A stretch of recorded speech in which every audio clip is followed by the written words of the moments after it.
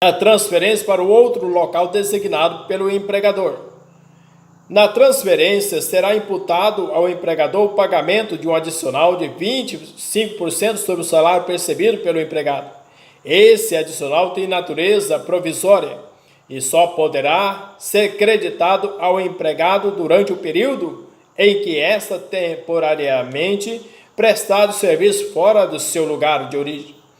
Caso o empregado fixe domicílio no local de transferência e caracteriza ali o ânimo definitivo de moradia, o adicional deverá ser excluído do pagamento. Isso é um lapso de esquecimento do empregador. Continua sendo creditado, será integrado ao salário do transferido sobre o título de gratificação ajustado. Constitui legítimo exercício do poder diretivo patronal e não configura alteração contratual vedado pela legislação a mudança da sede de uma empresa nos limites do município. Artigo 470. As despesas resultantes de transferência correrão por conta do empregador. Além do adicional de transferência previsto no parágrafo 3º do artigo 469 da CLT, cabe ao empregador assumir os gastos com as mudanças de imobiliário, transporte, estadia, alimentação durante o deslocamento do empregado para a localidade diversa que foi designado para trabalhar.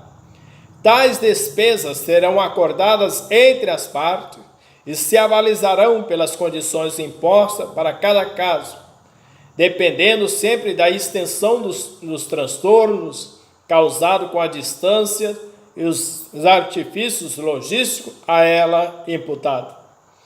Entretanto, senhores, no caso, por exemplo, da suspensão e da interrupção, que tem a sua previsibilidade no artigo 471, ao empregado afastado do emprego são assegurados, por ocasião de sua volta, todas as vantagens que, em sua ausência, têm sido atribuídas à categoria a que pertencia a empresa.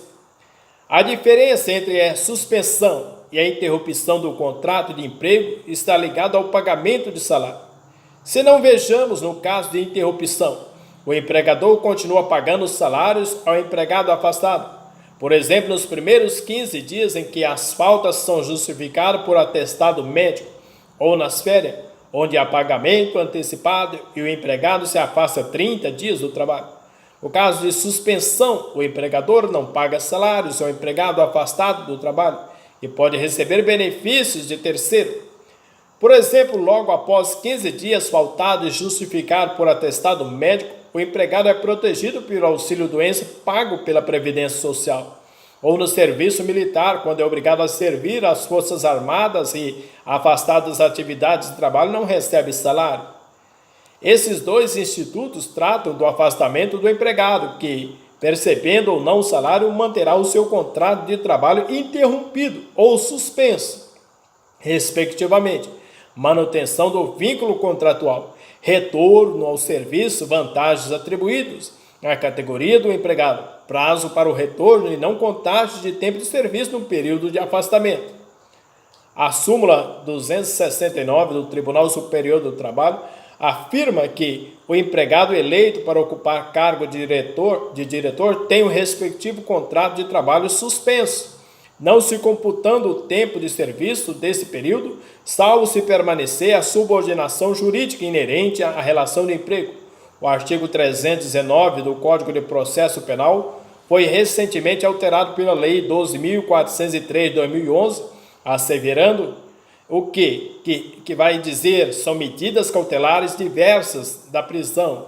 Temos aí a suspensão do exercício de função pública, no inciso 6, Sexto, suspensão do exercício de função pública ou de atividades de natureza econômica ou financeira, quando houver justo receio de sua utilização para a prática de infrações penais. Até então, a doutrina brasileira tradicional trabalhista podia afirmar que nenhuma interferência da justiça comum ou de outros títulos considerados como leis de caráter geral seriam capazes de promover ingerência sobre uma lei especial, como texto consolidado. É, enfim, impossível inferir sobre a relação de emprego protegida pela CLT. Contudo, diante desse texto do Código de Processo Penal, torna-se possível a um juiz criminal determinar a suspensão do contrato de emprego pela via cautelar. Trata-se de uma exceção que se firma diante da possibilidade do empregado se utilizar da função exercida para concorrer para ou praticar uma ação criminosa. A justiça comum, mediante tal prerrogativa, teria o condão de adentrar no âmbito da relação de trabalho e justificadamente impedir qualquer tipo de ação delituosa em defesa do cidadão e da sociedade em geral. Exemplo de um funcionário de um frigorífico que ataca o outro com uma faca. E tal conhecimento de todos é plausível, então, caso de polícia. Vivencia-se, então, tal situação diante do empregado que trabalha para a empresa responsável pelo reboque de automóveis no estado do Rio de Janeiro, descoberta ação criminosa em torno de fraude, desvio e estelionatos cometidos por empregados ligado ao sistema. O juiz acionou o recente comando e promoveu a suspensão dos contratos de trabalho dos empregados supostamente ligados ao crime. Após apurados os fatos com inquérito fechado na direção de alguns dos envolvidos, os demais tiveram a devolução das atividades laborais, enquanto outros tiveram resolução contratual pela justa causa. Tal fato se repetiu em São Paulo, no aeroporto internacional, onde foram descobertos desvio de bagagem com drogas e os empregados envolvidos tiveram seus contratos suspensos até a solução do inquérito policial. Também os famosos caminhões que transportam cargas, que transportam alimentos perecíveis ou não, que desviam ou subtraem parte da carga, ou que arquitetam o próprio roubo ou assalto do veículo. Mister observar o que a manutenção da suspensão do empregado por mais de 30 dias provoca o que a resolução automática do contrato de emprego. Portanto, qualquer ação nesse sentido deverá respeitar os termos do artigo 474 da CLT, in verbis. A suspensão do empregado por mais de 30 dias consecutivos importa na rescisão injusta do contrato de trabalho. Ainda o parágrafo 3º e 4º do artigo 472 afirmam, no parágrafo 3º, ocorrendo motivo relevante de interesse para a segurança nacional, poderá a autoridade competente solicitar o afastamento do empregado do serviço do local de trabalho, sem que configure a suspensão do contrato de trabalho. E no parágrafo 4º, o afastamento a que se refere ao parágrafo anterior será solicitado pela autoridade competente, diretamente ao empregador, em representação fundamentada, com a audiência da Procuradoria Regional do Trabalho, que vai tomar as providências, desde logo a instauração do competente inquérito administrativo. Contudo, tais procedimentos se diferenciam do comando extraído do processo penal, visto que vinculados no artigo 319 do Código de Processo Penal do CPP, procede de medida cautelar tutelado pelo juiz criminal.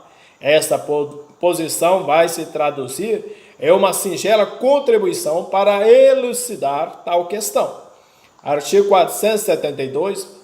O afastamento do empregado em virtude das exigências do serviço militar ou de outro encargo público não continuará motivo para alteração ou rescisão do contrato de trabalho por parte do empregador. Entretanto, analisando as diferenças, o alistamento de engajamento nas Forças Armadas, o primeiro serve apenas para inscrever o jovem no serviço militar, e a lei determina até 2 dias consecutivos de afastamento ou não para esse fim. No segundo caso, o empregado é convocado para servir ao Exército, Marinha ou Aeronáutica, os poderes, submetendo-se às regras impostas por essas entidades e obrigando-se ao afastamento das atividades laborais, provocando consequentemente a suspensão do contrato do trabalho por causa da observação dessas Forças Armadas. O empregador continua então a recolher o FGTS do empregado, mas não paga salário, e o período de afastamento é contabilizado no seu tempo de serviço para fins previdenciários.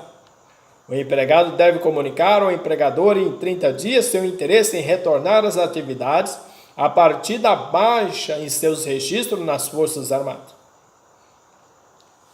Em casos excepcionais, que afete a segurança do país, ou seja, a ordem pública, os empregados podem afastar das atividades de trabalho a serem convocados por autoridades competentes. Oportunidades em que não será considerado caso de suspensão e o afastado perceberá salário nos primeiros 90 dias que não comparecer ao serviço. Finalmente, nos contratos por prazo determinado, as partes podem decidir sobre a continuidade da contagem do seu tempo de duração e, consequentemente, a extinção nos casos em que se verificar o engajamento do empregado ao serviço militar. Até o próximo artigo e daremos a continuidade e a complementariedade. Estou aberto aqui à sua dúvida, à sua colocação. Bem-vindos à minha casa, se inscreva no canal, fortalece a casa. Até o próximo vídeo, se Deus quiser. Até mais.